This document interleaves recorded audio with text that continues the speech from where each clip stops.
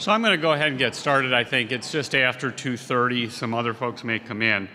I'd like to welcome you to our mid-semester briefings for the spring of 2018. I know that there's nothing you'd want to do more than sit and listen to a lecture today, which is what the purpose is. So seriously, this is a counterpoint to the President's Open Forum in which you ask me questions. Here I want to just share some news about the university in various ways. And we do record this just so you're aware of that, and a version of that would be posted, I hope, later today to the website. As I mentioned in my opening of the academic year remarks, I think that IUP is in a position of strength, and I'll give some more examples of that later in my remarks.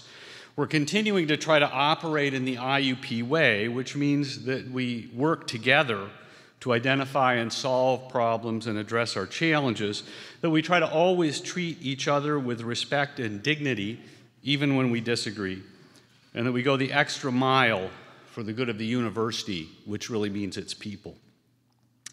Passion for this great university is a good thing. Passion is generally a good thing.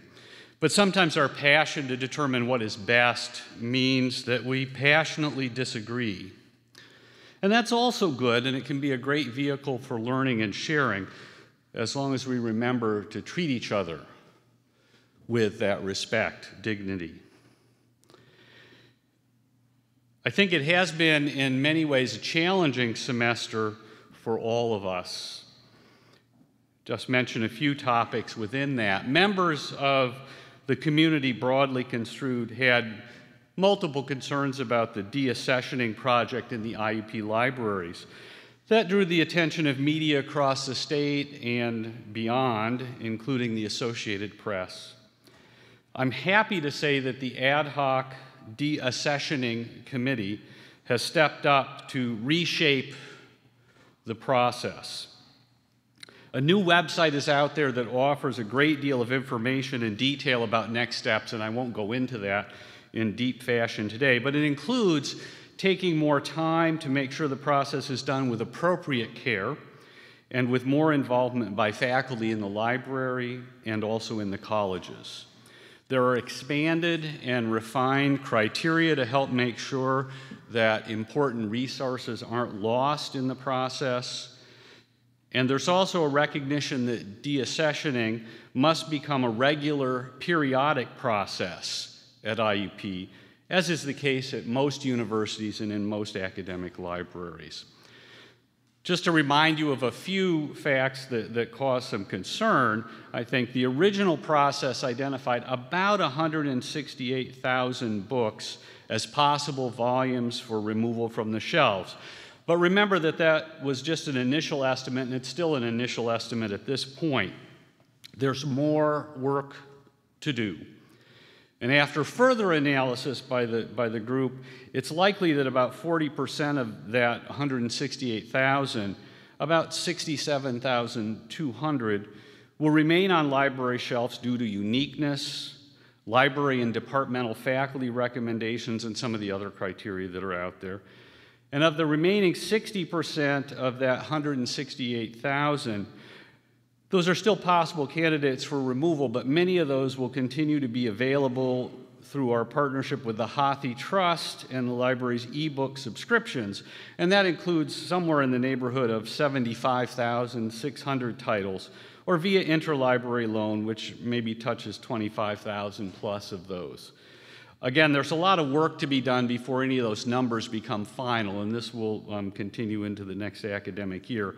I do want to thank the ad hoc committee, the provost, the library faculty, staff, and leadership for their constructive involvement and good work as we move forward on this necessary but always challenging work. So I encourage you to attend to that website and be involved as the process goes forward. And thank you for your patience in getting through that. There are some seats if folks who have come in. Feel free to wander in and sit down if you'd like to. Moving ahead with some other challenging topics, in March, as you may have heard, there was considerable controversy over a classroom discussion and how the matter was resolved. I ultimately called a press conference to announce my decision to indefinitely pause the formal university process without resolution, a decision that drew both criticism and praise, some respectful, reasoned, and civil, and some on social media from across the country and around the world, none of those things. I would say that, as the more thoughtful and experienced will recognize, there is always more to the story than is publicly available. A number of additional accounts have become available in the weeks to follow the initial one-sided media accounts, and I would encourage you to read those accounts. I don't intend to speak in detail about the specifics of the situation, because that would be inappropriate and potentially a violation of FERPA.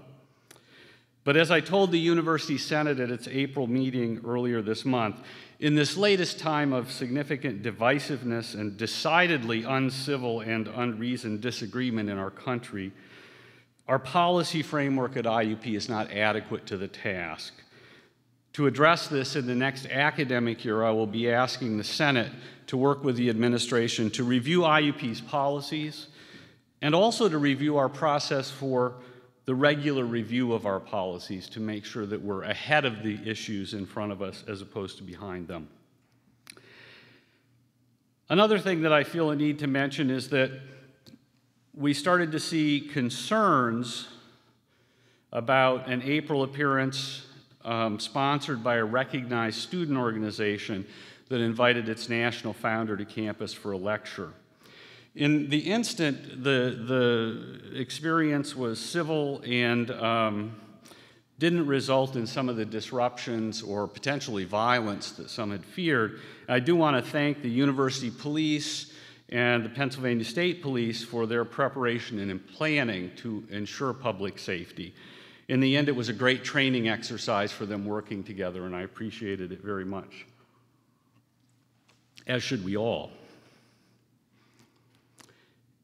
In remarks I made on March 19th, I said I was disappointed in us, that we have fallen short of following the IUP way in which we should work together to address challenges, and in which we treat each other with respect and dignity even when we disagree.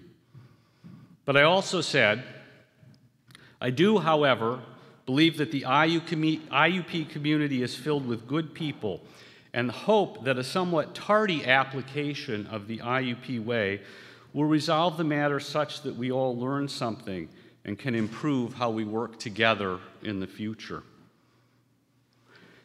The overwhelming majority of the IUP community aspires to a higher standard, and I have confidence that we will all learn from our experiences, myself included, and grow as scholars and as citizens.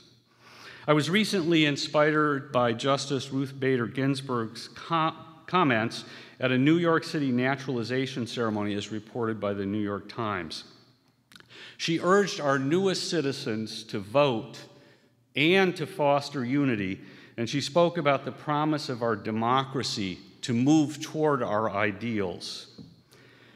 Quote, "We have made huge progress, but the work of perfection is scarcely done," she said. We at IUP alike must not falter in our own work. Now let's talk about some fun stuff and some university highlights, if I might, for a while. I'm going to start with athletics because I think that's very present for us this week. The athletics department completed a robust strategic plan that complements the university's strategic plan. Athletics, as you well know, is one of the doors to our university, and at IUP, we have much of which to be proud in terms of our student athletes. The women's basketball team won the Atlantic Region Championship and then advanced to the Final Four of the NCAA tournament for the first time in school history. We also set a school record with 30 wins and finished the season ranked number 3 in the country. Our football team won divisional, conference, and regional championships and advanced to the Final Four of the NCAA Division II playoffs.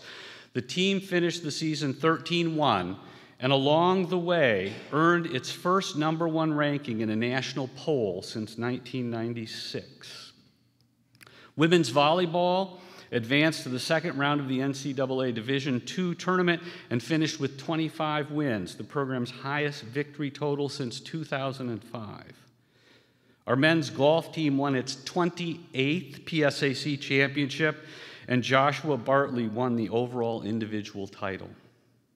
The men's cross-country team advanced to the NCAA championships, as did 2 members of the women's swimming team and 3 members of the track and field team.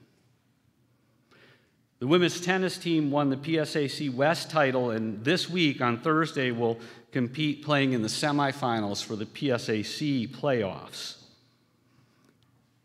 6 of our student athletes were honored with the PSAC Champion Scholar Award for having the top grade point average among all student athletes competing in the PSAC championships. Only 1 award is given in each sport, and only 3 of the other 17 PSA schools had more than 1 champion scholar. Since the award was introduced in 2011, our student athletes have won it 26 times, more than any other school in the conference. And we've always been active in the community and will continue to be. During the 2016-17 school year, our student athletes contributed more than 2,500 hours of volunteer service to many local groups, and we look forward to them being involved in the Indiana County community in the years to come.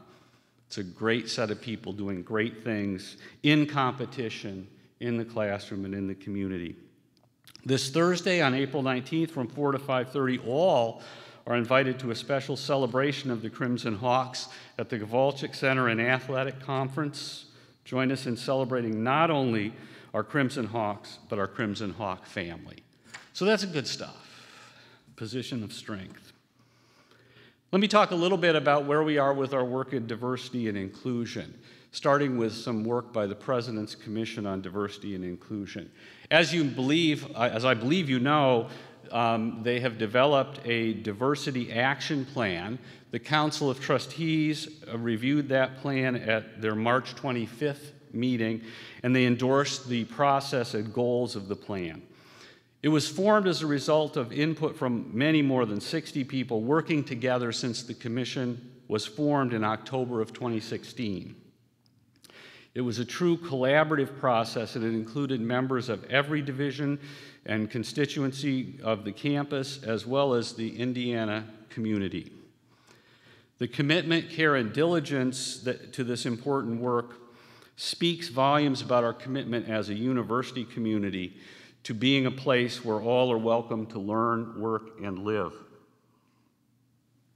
And I want to thank, in particular, all the members of the commission and co-chairs, Dr. Yao Asamoah and Ms. Kate Linder, for their great leadership of the project and the team, which continues.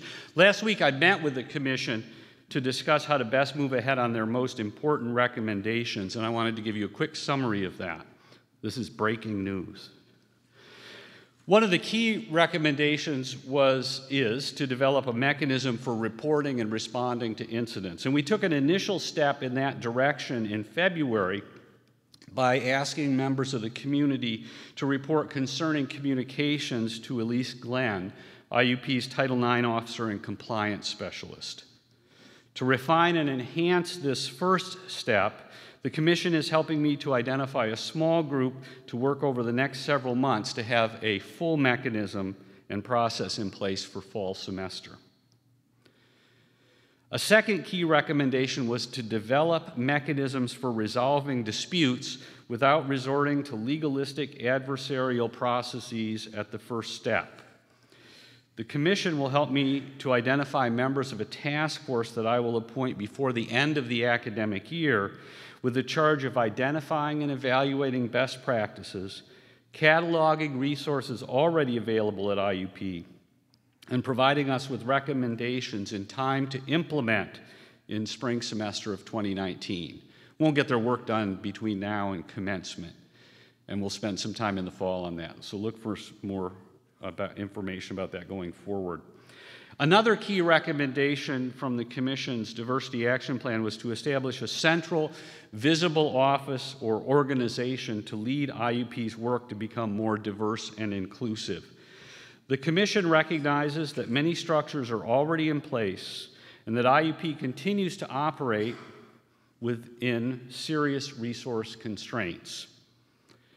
However, they felt a need for a structure with more clarity and authority that can operate across the university to help us move forward.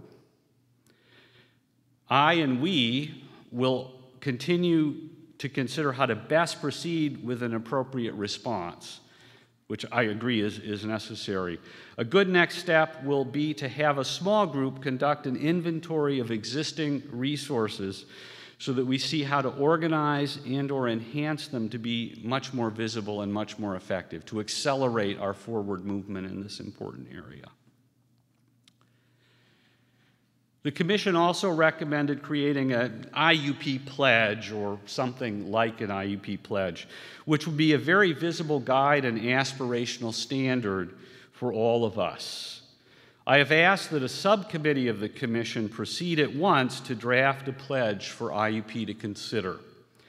I expect that our existing civility statement and the general concepts that have been used to describe the IUP way will provide significant guidance. In fact, it may be that this IUP pledge, or however it is styled, will be the next step in defining the IUP way and putting it into practice. While I don't intend to be overly directive of this subcommittee's work, I was struck by what Moshe Baran said last Monday when he was asked about hate speech during his presentation. Referencing his late wife, another Holocaust survivor, he said, "She set herself a goal that the word hate should not be used." Similarly, I strongly say that there is no place for hate in how we treat each other, and I would like an IUP pledge to reflect that aspiration for all of us. As an aside on this overall point, I must acknowledge, John, I'm glad you're here, a recent discussion of how to make the IUP way more of a reality. Dr. Lowry asked about the IUP way's true meaning at a recent APSCUF management meet and discuss meeting. While I originally mistook his question to be a criticism, the group was patient with me, and we worked past that to have a deep discussion about how to better move toward our shared aspirations as a community. So my thanks to John and to the group for moving the conversation forward in a way that is very well aligned with the Commission's observations and recommendation. I think I can also assure you that you wouldn't find meet and discuss working quite like this at other universities. IUP is a special place. Thanks, John. And thanks to the whole team that was in the room. Let me talk about a few other initiatives. I'm sorry, there's one more thing. I have to make sure I share this with you from the Diversity Action Plan. A number of the recommendations in the plan are what I would call simpler in scope and more operational in nature. And this morning, I asked cabinet members to review those recommendations and to tell me how they will, with their teams, start working to implement them moving forward. Fix websites, make them better, so on. And there are some smiles out there because they've already been looking at that, I think, because they needed more work. That was a joke. Okay. Let me comment on a few other things related to diversity and inclusion. The Provost commissioned some months ago a group to produce a free speech and academic freedom video program. And many thanks to this group and to Dr. Gwen Torges, a constitutional law scholar in the Department of Political Science, for her thought-provoking video on what free speech means on a university campus. If you haven't seen it, give it a look. It's good stuff. And more will follow as we move into the next academic year. The Racial Justice Coalition for Change, RJCC, continues the Stand Against Racism rallies on campus on the first day of each month. Rain, shine, snow, sleet, sometimes all in the same hour. And in January, I was very, very pleased to celebrate the formal opening of the Center for Multicultural Student Leadership and Engagement. This newly renovated, at a cost of $2.7 million, space in Elkin Hall is remarkable, and the facility itself is bustling with many student groups and other groups, and was also the setting for a recent Facebook Live event for prospective students. And it's ably directed by Theo Turner, with Leslie Coates as the Assistant Director for Multicultural Affairs and Student Success. Good stuff happening there, more to come. Check it out if you haven't walked through. It's a beautiful space, very welcoming and inviting. Theater and dance faculty member Rachel DeSoto Jackson facilitated a Forum Theater social justice event at Theater by the Grove. The event was presented by the Diversity Student Council and the Spate Ensemble, with co-sponsorship by the Department of Theater and Dance, Alpha Psi Omega, and Gamma Sigma Sigma. Ms. Jackson also co-facilitated a workshop rehearsing racial justice, using theater of the oppressed as a tool for enacting change in our daily lives, at the 20th Annual Summit Against Racism in Pittsburgh. This workshop will also be featured again at the Pedagogy and Theater of the Oppressed Conference, being hosted by IUP June 7th through 10th. So look for more information about that and attend if you can. More than 75 students, faculty, and staff attended the Wikipedia Edit-a-thon Art and Feminism event in March during Women's History Month. English faculty member Dr. Matt Vetter won a grant from the Wikimedia Foundation to support the project, which encourages participants across the country to think critically about the encyclopedia's systemic gender biases and to engage in direct editing to improve the content of interest to women and LGBTQ identities across different disciplinary lenses. It's a fun, good, important piece of work. It's good stuff. And I'll also mention Annual Unity Day, which was attended by hundreds in the IUP and Indiana area communities, featured 28 booths representing the home countries of our international students, including 16 booths hosted by our teaching fellows who are here through the International Leaders in Education program. If you've never stopped by this event on a Saturday, make sure you look for it the next time it comes around, but get there early or all the good food will be gone. And it's all good food. It's really a remarkable gathering.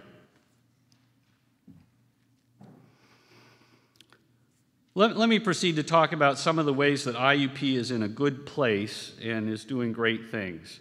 Our very newest academic program, the Master of Science in Strategic Communication, was approved by Pennsylvania State System of Higher Education's Board of Governors in January. The program begins in June, 36 credits, designed to serve current and aspiring communication professionals. And there's already a very, very strong interest in the program. At that same meeting, the board approved a new process for program approval in the state system. Now programs can be approved by the chancellor rather than waiting for a Board of Governors meeting.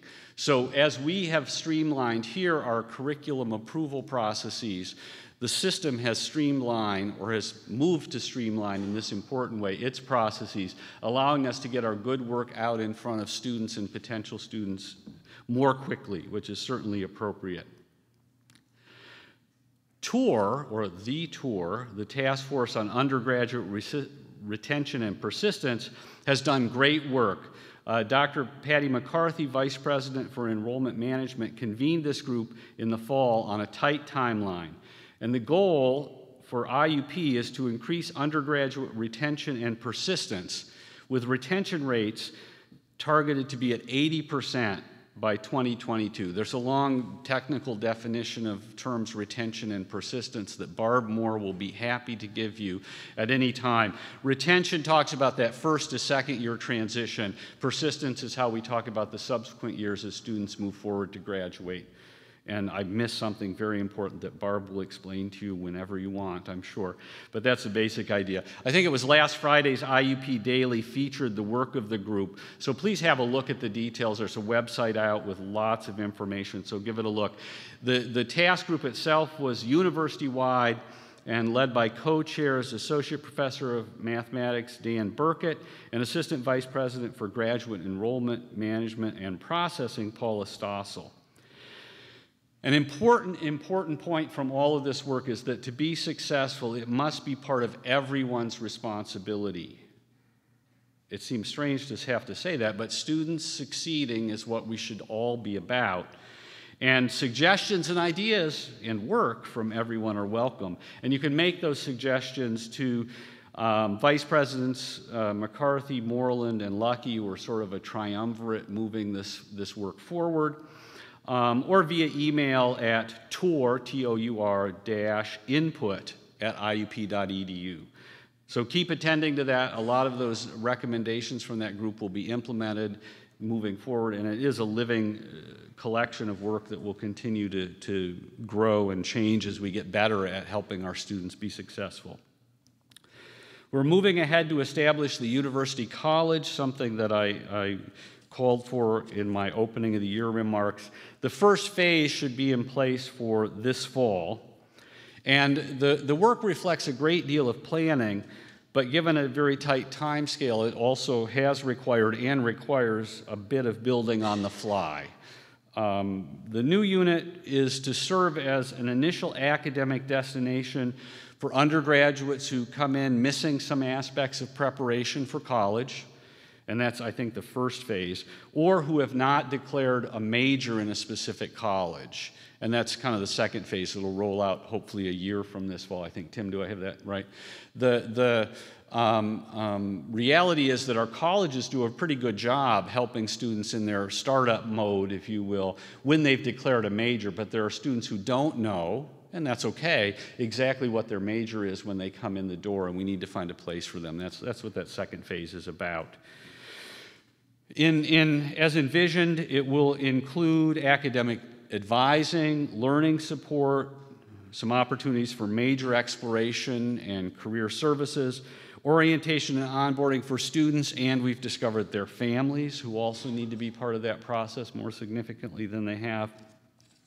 And it will be combining and focusing and sharpening the work of a number of existing offices and programs. Physically, it will be located in the lower level of Stabley Library. There's some renovation to happen and a new entrance in the sunken courtyard area, patio. It'll be lovely, connect and complement what's going on with the Crimson Cafe next door. And will, I think, further emphasize the central location of the library in our students' life, which we already see significantly. Again, lots of work there, lots of things in progress, lots of discussions, and feel free to share ideas that you may have with the provost and his folks. Continue with some other university-wide approaches to the overall goals of student success. Just a few other examples. The enrollment management team, EMT, continues to work at crossing all divisions and addressing things like barriers to student recruitment and retention, readmission of students who have stopped out in some way, points of entry for different admission categories, and developing best practices for reaching out to upper-class students who have not yet registered, including a robust communications plan. Something I'm particularly proud of in this time of tight financial resources is the strategic initiative funding process, which was suggested and then coordinated by a committee of UBAC members, University Budget Advisory Committee members. Funding was allocated from performance funding, $300,000 to help enhance student success, retention, recruitment, completion. 8 proposals were funded. 33 proposals were submitted from faculty, staff, and administrators from across the university. It was really a remarkable effort. And we're expecting our first status reports at the May 1st UBAC meeting. So that'll be exciting work as it goes forward into the summer and into next year as well. The goal was really to discover some best practices that are out there, or some great thinking across the university that we may be able to leverage more broadly to apply to many, many of our students as we move forward. So thanks to everybody who's been involved in that. We're working hard right now on fall 2018 enrollment, and that probably means many of you are working hard right now when I say we. Right now, it looks like we're maybe holding steady with new undergraduate and transfer student deposits. It continues to be a struggle because we're having declining high school graduating populations still in our primary markets. That hasn't changed and will be with us for a while. We're also working harder on transfer and out-of-state populations in particular. You may have heard that in January, the Board of Governors approved our proposal to offer new lower per credit costs for all out-of-state undergraduate students, not just those in selected states or special categories, but to allow us to be more competitive with what's going on in states across the country and attract students. And maybe we're seeing some beginnings of those efforts paying off, although it's very, very early, and Patty's not happy that I even say that quite yet. But I think we're headed in the right direction with that work. We're working on growing our diverse populations with initiatives like Facebook Live programs featuring some of our current students. And we have our Promising Scholars program, MVP and Diversity Weekends, and a number of other things that are going on. Too many to mention, just lots and lots of programs to help students or potential students see the value of an IUP experience, connect them with the information they need to make good decisions. We're also, I think, providing more scholarships than we have ever in the past, thanks to great support from donors, from the foundation, and additional flexibility that's been given us by the Board of Governors to manage our resources. I have to say that our graduate numbers for next fall look very, very positive right now, and that's a nice thing to see. I think that we have capacity to grow, and there's need out there for additional graduate student enrollment, so I'm very pleased to see that happening. All of this stuff is thanks to good work across the institution, in departments, in admissions, in the grad school, all over the place to make sure that we're getting students connected. It's a good team effort. Just a couple of other numbers, since I have to have numbers here somewhere. Winter session 2018, good news, we saw about 239 more students taking 630 more credits than winter 2017. If you want even more numbers, that's 2,418 student headcount and 7,597 credits in 142 courses in 159 sections. I'll spare you the numbers from 2017 because you can derive those going backwards, I think, as an exercise to the reader or something. We're doing a number of programs to sort of seal the deal so that those students who are admitted and their families really know what opportunities IUP provides. And so we do experience IUP days, and those are very, very positive. We get about 75% of the students who attend actually show up in the fall. That's a year-old statistic. I'm sure we're doing it even better now, and so we'll see those numbers when we get to the fall. We're offering $2,000 one-time scholarship, a scholarship at each of the 7 events to help to increase participation. It's not a lottery, it's legal, but it really improves students' engagement and excitement about the programs. It's fun. The program includes mini seminars, a student life fair, and networking with current students. So again, students and their families can see what a great place this is and what the experience is like. And I believe we hosted the final Experience IUP Day today for this coming year. And so we continue to see good results from that. So we'll expect to see some things pop up in the next week or so from that. We also have new programs on board at the undergraduate level, public health and the environmental engineering program, and they're helping to attract additional good students to IUP. Public health had a very successful open house earlier this month as part of National Public Health Week, and looks strong. The environmental engineering program is off and running.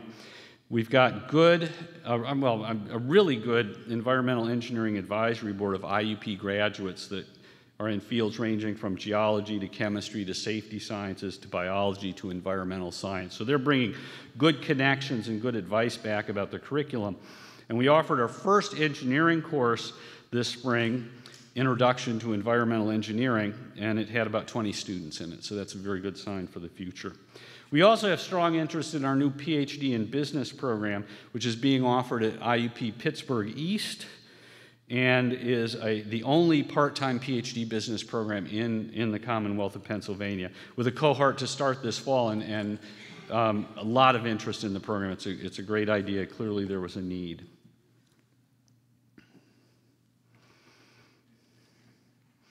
I don't know why I have budget stuck in the middle of all this great stuff. Well, let's talk about good news about the budget. The budget is okay this year, after a lot of hard work by all of you to try to think differently about how we do business, to re-envision how we might have processes function, with the goal of continuing to have an incredible student experience. I think that we are probably in a much stronger position today than we have ever been. No, we can't say that. Let's see, some of you have been here 30 years, so maybe we've ever been for anybody who's been here. We're close anyway to that, given the hard work that we're doing. We still have to be strong in terms of looking at managing our costs, but I think that a key thing that's out there for us now really is about attracting the students that we want to have at IUP and having them have the great experience. And while students are more than just revenue, this is more of a revenue issue than a cost issue as it stands right now. Last year, the year before, and the year before, and the year before, and the year before, and the year before, it was about cost.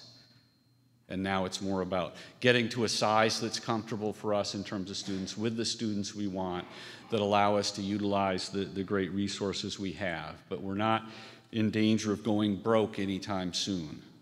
That does not mean all of you managers should run back and spend all of your budgets in the next hour, but we're in a good place. And I would mention in particular the strength of having a UBAC, which allows us to talk with folks, to explore ideas, to get some advice and feedback about how we might proceed, and the cabinet and I listen very carefully to their input.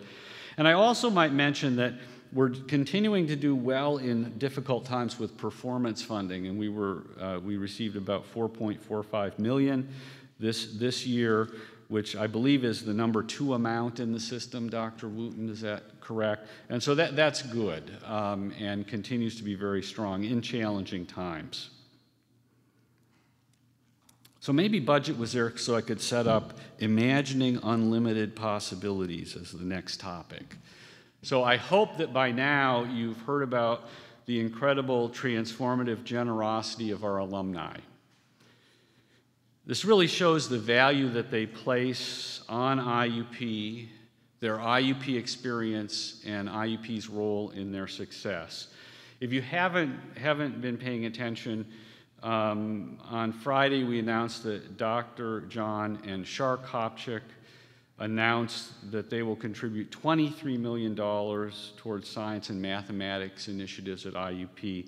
This is the largest single gift in the history of this university, and the Kopchiks pledge that their gift will be student-centric, focused on helping students.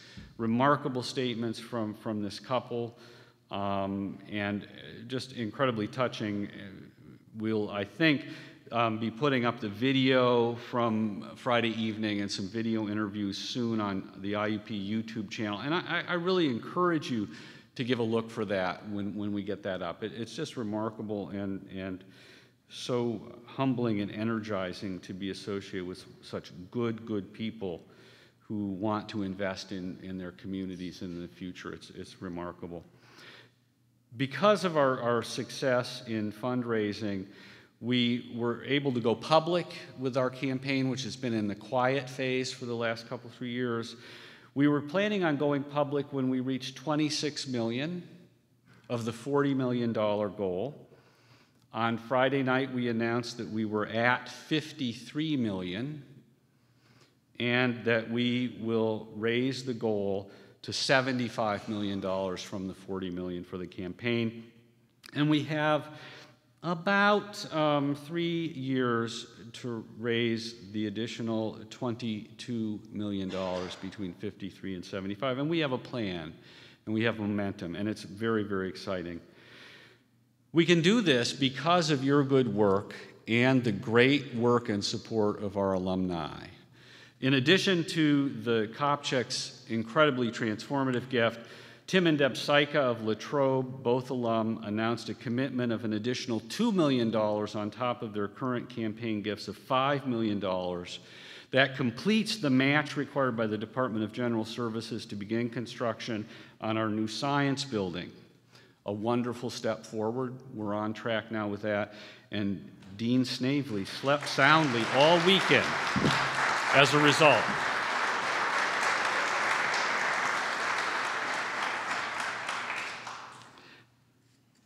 Right? You slept better. Yeah, you did. Okay. It's great work by the whole team that leads to such things. Those announcements came on the heels of January's announcement of $2 million gifts and one $1.4 million gift. The $1.4 million is from William and Judy. I have the wrong name here. Sharon, it's spelled wrong. I couldn't pronounce what that says. Who are alumni and members of the College of Education and Communications Advancement Council.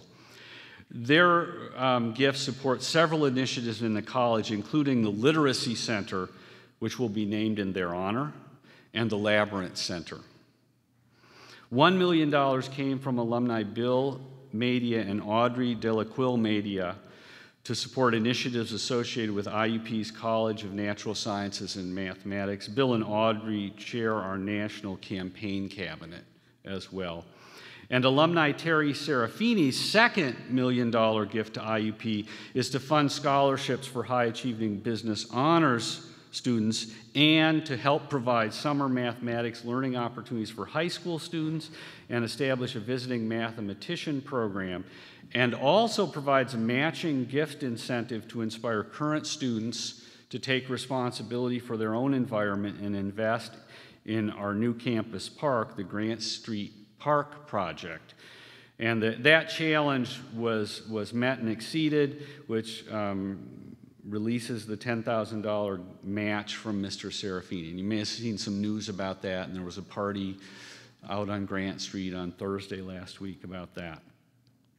So the Imagine Unlimited campaign includes the Imagine Unlimited Possibilities. There are a number of P words there to make it IUP: potential, passion. Nobody lets me say pizza, but I get the mics now, so I like pizza, but never mind. The giving challenge that we held last Thursday raised a total of $152,225 from 1,126 donors. And this meets a match challenge from Mr. Serafini. I mentioned his other match challenge a minute ago. And he asked that 100 students from each class, freshman, sophomore, junior, senior, donate. And we met that, and were we at 800 or something plus? Is that about it?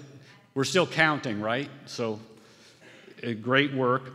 And it really is helping our students today recognize the importance of philanthropy and giving back to wherever they find important. And so anyway, I could go on and on about Mr. Serafini's desire with his second $1 million to encourage our students and others to engage in investing in their communities. But there's more.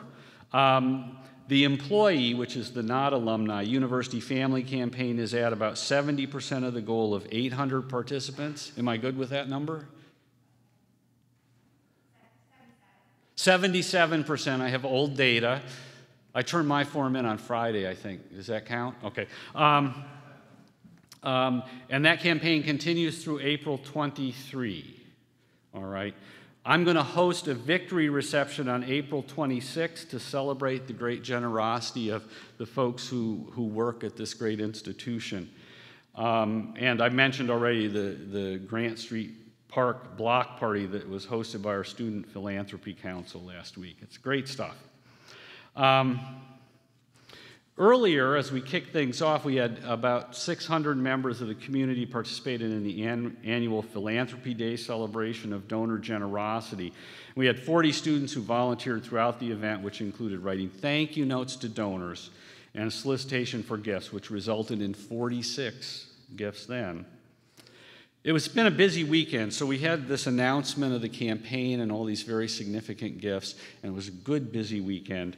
We announced and decided to move ahead with a larger campaign goal, lots of stuff. And then on Saturday evening, we had a gala that recognized 8 distinguished alumni award winners with the Alumni Association. And when we recognize these incredible alum who are sort of at the peak of their careers, who've come from IUP, we have them on campus and they meet with students and share in classrooms and so on.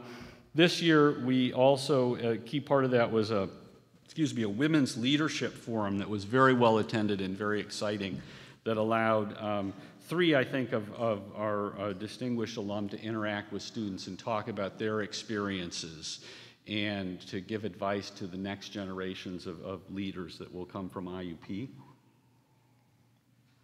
On Friday, we also had the College and Athletics Advancement Councils meeting, and Bill Madia and Kotme went around and spoke with each of them about the great success and the impending announcement. They sort of let some of the secret out of the bag before Friday night. And the word that I've been using in the last few days is momentum. Incredible momentum, incredible excitement from all these volunteers who care a lot about the university, and they're ready to move out. So we're ready to move for that $75 million right away, and we've got a lot of folks who want to help us get there. So lots of good things going on there. Now let's talk about mud. Mud is good. You're supposed to. Nobody remembers that? Come on.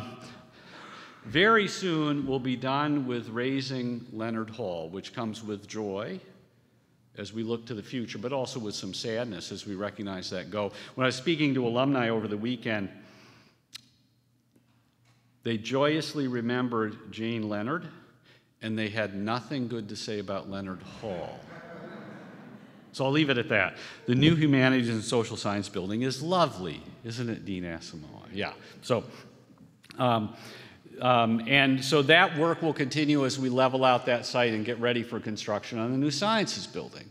So there will be mud, and there's a lot of work coming on campus for the summer, so be prepared for that. We're promised by facilities it won't be as disruptive as last summer's work, during which you couldn't get from point A to point B on campus on any given day. So it's not quite that significant right now. I do want to highlight one other thing about our facilities, and that is that the KCAC hosted its busiest event season in its history, welcomed its 1 millionth patron in March. In the 6 years the building has been opened, it has hosted 553 arena events and 2,526 conventions, and lots of other stuff as well. In January, the KCAC was named one of the top Division II collegiate arenas in the nation by an NCAA fan survey. The new facility at University of Alaska Anchorage was also on that list, which I helped raise funds for, but they built after I left and came here, where you'd already built the KCAC. So it's just newer up there. We're better. And more reasonably accessible to the entire United States. So we've got the best basketball house in Division II. I'll just say that. I'm comfortable with saying that. So it's great stuff. We're continuing to work in Punxsutawney as we refocus to serve as a significant regional resource for the communities there.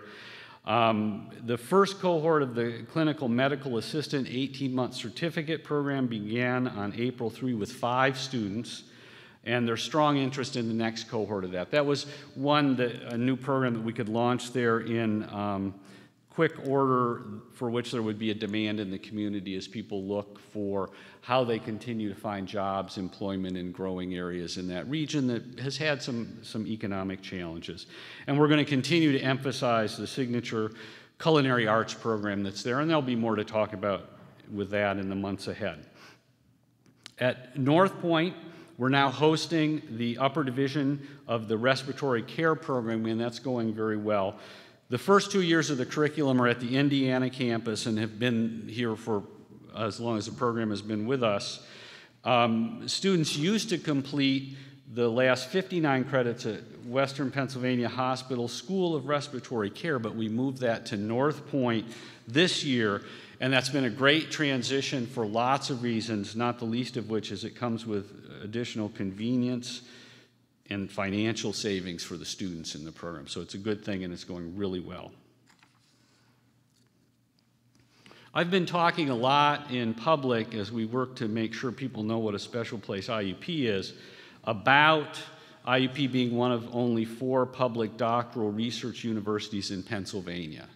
And there's something special about us because we actually have faculty working directly with students, and we provide high quality experience at a somewhat different price point than the other 3, which I'll let you name in your imagination. I do want to just brag that IUP researchers secured $8.6 million in sponsored activity funds for fiscal 16-17. Are we going to do better this year, Randy? I believe we are. So that's a good positive indicator of that important part of our mission. We had another great Research Appreciation Week that honors outstanding researchers, both faculty and students, and those who support their research initiatives. We had a great annual luncheon with incredible people there. The annual Women in Mathematics, Science, and Technology program was fabulous. We had a panel discussion with 3 outstanding women scientists, all alumni of IUP, from environmental science, mathematics, and pre-dental graduates this year. And we honored the 2018 Dr. Patricia Hilliard Robertson Memorial Scholarship Award winner, Rebecca McCaskey, a junior biology major from Johnstown, who's done significant research on the role genes play in autophagy. How about that? Is that close? Does anybody know? This is how cells destroy themselves and clean up after themselves or do something horrible to you if they're not working correctly. Ask Rebecca what it means. Dr. Robertson, after whom the scholarship is named, is a 1985 alumna and Distinguished Alumni Award winner from Homer City. She became a physician and an astronaut, and unfortunately, she passed away in a flight accident in 2001, and the scholarship memorializes and honors her.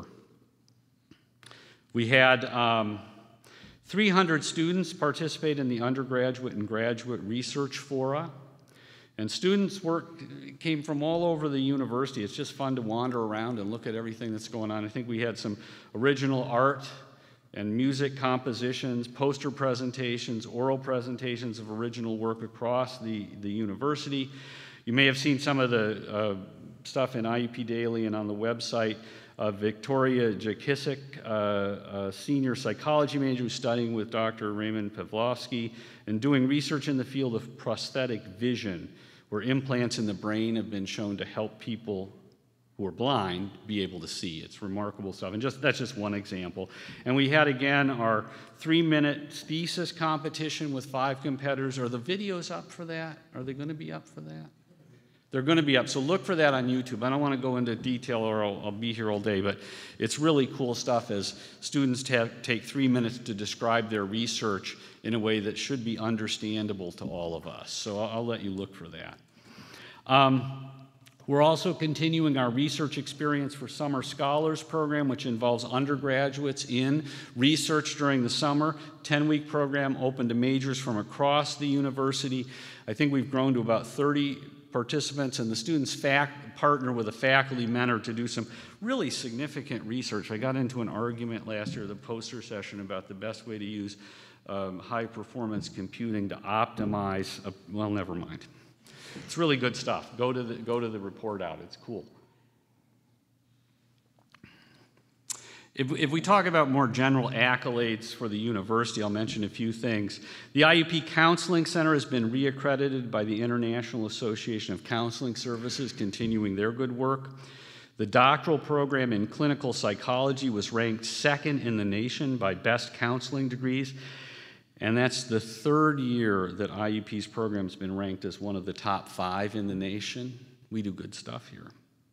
IUP's Master of Arts in Criminology online program has been ranked as a top online graduate criminal justice program by U.S. News and World Report for the 4th year in a row. IUP is ranked as one of the best 4-year online colleges in Pennsylvania by Affordable Colleges Online. IUP's nursing program has been recognized as one of the best in Pennsylvania by registerednursing.org. And I could go on and on and on. Let me just say again, we do good stuff here. We have great academic programs and great support for our students. In our community, we're making a difference. The Indiana Area Collaborative Team, IAC, continues to work together to make sure that we're doing the right things and trying to avoid or minimize the danger and damage that can come from large, out-of-control gatherings that sometimes have been known to happen here and at other universities in the country. I can say that we've had no reports of large, out-of-control gatherings. During this most recent event, it was fairly quiet, very respectful, and I think that's because of a great partnership. And that partnership is about this team that expands out to include our students who stepped up with the IUP Leads social media campaign this year, put signs out in the community, gave out water, were very visible in terms of promoting safe, good behavior. Our faculty who give lots of exams on Fridays during those times, thank you very much.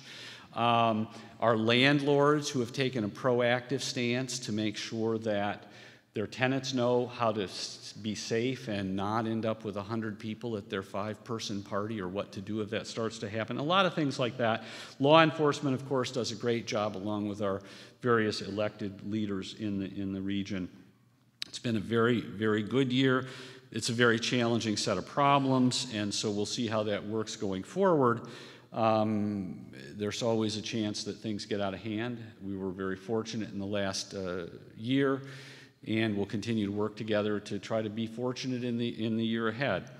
I want to thank Robin Gorman for her significant leadership, which doesn't end at how do we enforce some things, but also talks about how we work together proactively to set standards, and the Welcome Map program is the key example of that. This past year, in partnership with Downtown Indiana, the Indiana County Tourist Bureau, the Indiana County Chamber of Commerce, and the various political entities, hosted about 1,200 family members of incoming IUP students and introduced them to our community and made them feel like they were part of us. And what we're finding is that families and students who feel like they're part of this community behave differently. If we're really neighbors as opposed to adversaries, different kind of things can happen. It's a very good program. It will continue this coming year. Our Spring Into the Streets program, Service Learning, will take place on Saturday, April 21. We expect about 200 students to participate, serving 10 agencies with their expertise while they build leadership skills and take advantage of networking opportunities with our students and these nonprofit groups. Just mention a couple specific folks. If you want your name mentioned here, there's an advertising program that you can provide. No, I'm just kidding. Students in Dr. John Benhart's Spring 2018 Technical Issues in GIS class are reconstructing the urban geography of Indiana using historical maps and geographic information systems. And students in the class are also doing base mapping and documenting existing environmental conditions at Confluence Park, which is part of the Allegheny Arboretum, which has received some funding from the Commonwealth of Pennsylvania.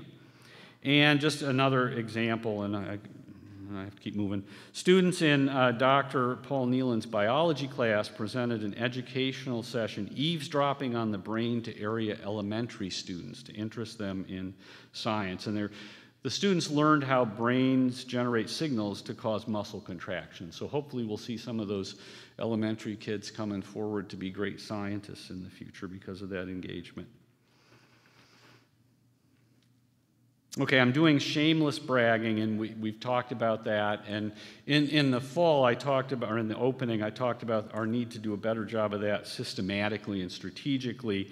And so we were creating this new marketing and communications division. The search for the chief marketing officer who will report to me and will sit on the president's cabinet, that search is being chaired by Robin Gorman. It's well underway. We're hoping that we will see some on-campus interviews for finalists pretty soon, and hopefully you'll be able to take part in that. And that really represents a tip of what we're doing in terms of this shameless bragging. We're really moving staff from what has been enrollment management and communications and university advancement together in a different structure to provide focused strategic efforts for all of the divisions, all the units on campus, so we get the word out in a better, more impactful way for the resources we invest in that area. I do want to mention just a couple of other things, and then we'll wrap up almost early relative to my plan. Well, that's a lie, but it's okay. I do want to brag about one of our students. Aaron Seidel, a senior in geoscience, has been selected for a Goldwater Scholarship, and that news just came out a short time ago.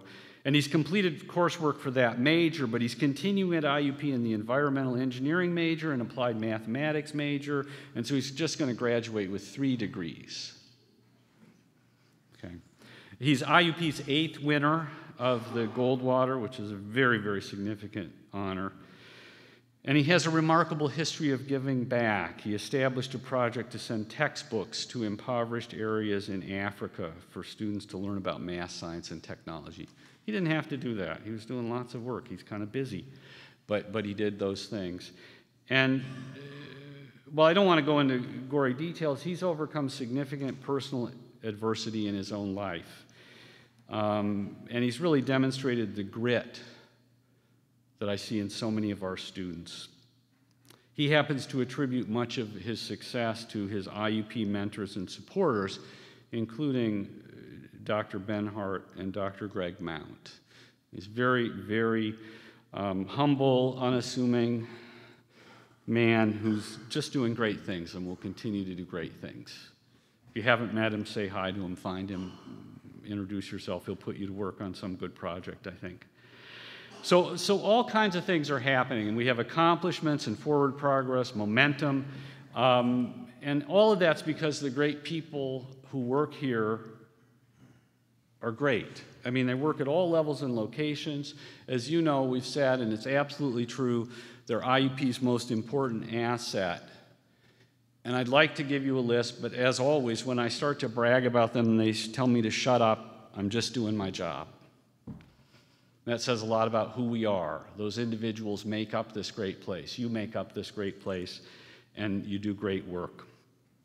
There are lots of instances of someone going the extra mile, and those make me extraordinarily proud.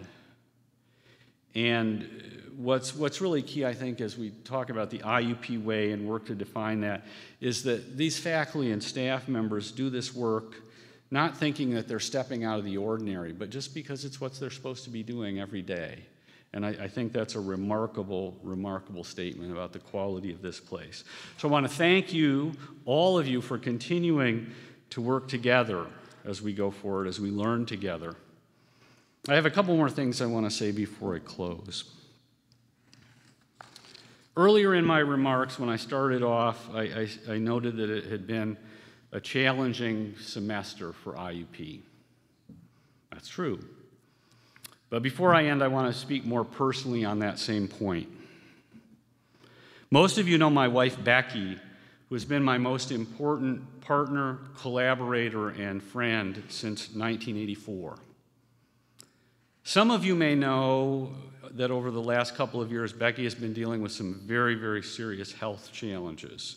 You might have noticed that we have been somewhat less present and visible at university and community events. Becky has urged me to share with all of you that the root cause of her health challenges has become clear over the last year. Becky is suffering from a long-in-the-making addiction to alcohol. She is working hard to beat this very challenging disease, She spent the month of February in inpatient rehab and is now working hard at all the next steps toward recovery. As best I can within my limits, I've been helping. And I can say to you today that Becky's making good progress and is feeling much better. Whether it's about opioids or alcohol, addiction is a challenging and ugly disease, not the least because of the social stigma that is deeply ingrained in all of us. I'm proud of Becky as she works to beat the addiction and of her willingness to talk about it and share that more broadly. And we're both thankful for all of the resources and support we can access. Thankful that we are part of such a caring, compassionate community. And at the same time, we are deeply concerned about those who suffer without those privileges. So we thank you for your care and support. It makes all the difference.